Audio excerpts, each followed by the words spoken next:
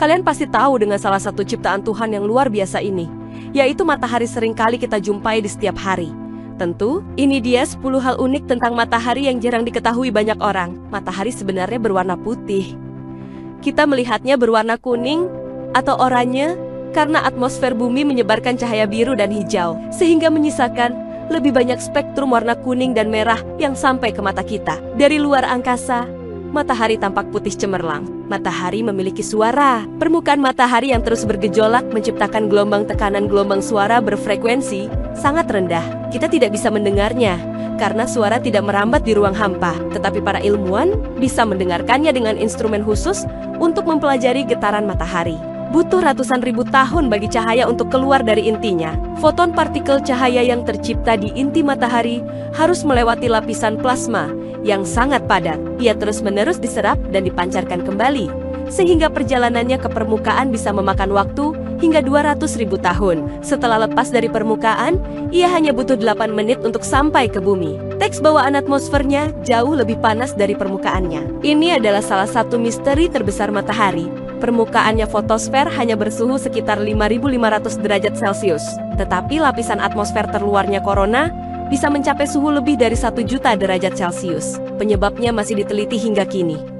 Matahari tidak terbakar. Panas dan cahayanya tidak berasal dari api reaksi kimia, melainkan dari reaksi fusi nuklir di intinya. Di sana, tekanan dan suhu yang luar biasa besar memaksa atom hidrogen untuk menyatu menjadi helium, melepaskan energi dalam jumlah masif. Medan magnetnya terbalik setiap 11 tahun.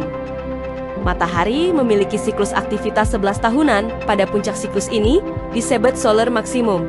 Kutub magnet utara dan selatannya akan bertukar tempat. Proses inilah yang menyebabkan munculnya bintik matahari dan badai matahari. Suatu saat nanti, ukurannya akan sebesar bumi. Setelah kehabisan bahan bakar hidrogennya, dalam beberapa miliar tahun lagi, matahari akan mengembang menjadi raksasa merah, lalu runtuh menjadi bintang katai putih objek super padat seukuran planet bumi. Matahari terus bertambah terang. Setiap 1 miliar tahun, kecerahan matahari meningkat sekitar 10%. Peningkatan ini perlahan-lahan akan membuat bumi menjadi terlalu panas untuk bisa ditinggali. Matahari menyeret tata surya sambil mengorbit pusat galaksi Bima Sakti. Matahari menarik seluruh planet, asteroid, dan komet bersamanya dengan kecepatan sekitar 828.000 km/jam.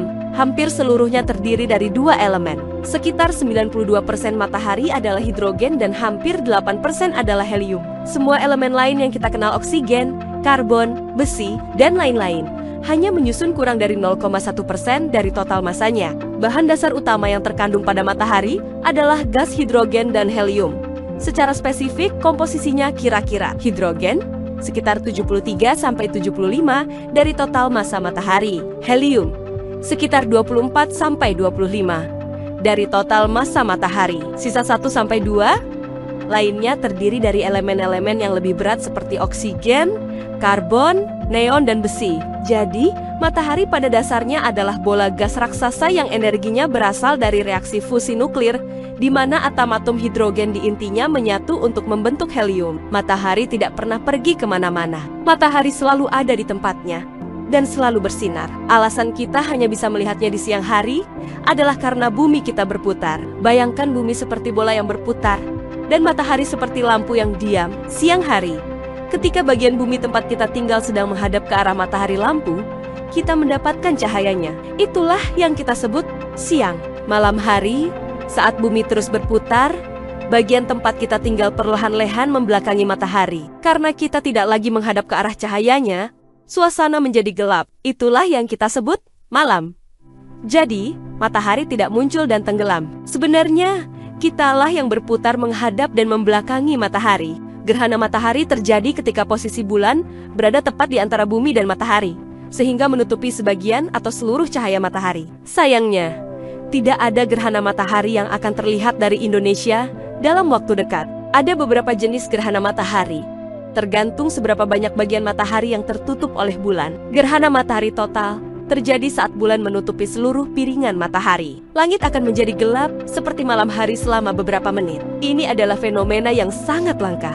Gerhana matahari cincin terjadi saat bulan berada pada titik terjauh dari bumi, sehingga piringannya tampak lebih kecil dari piringan matahari. Akibatnya, Bulan tidak menutupi matahari sepenuhnya dan menyisakan lingkaran cahaya seperti cincin. Gerhana matahari sebagian terjadi saat bulan hanya menutupi sebagian piringan matahari.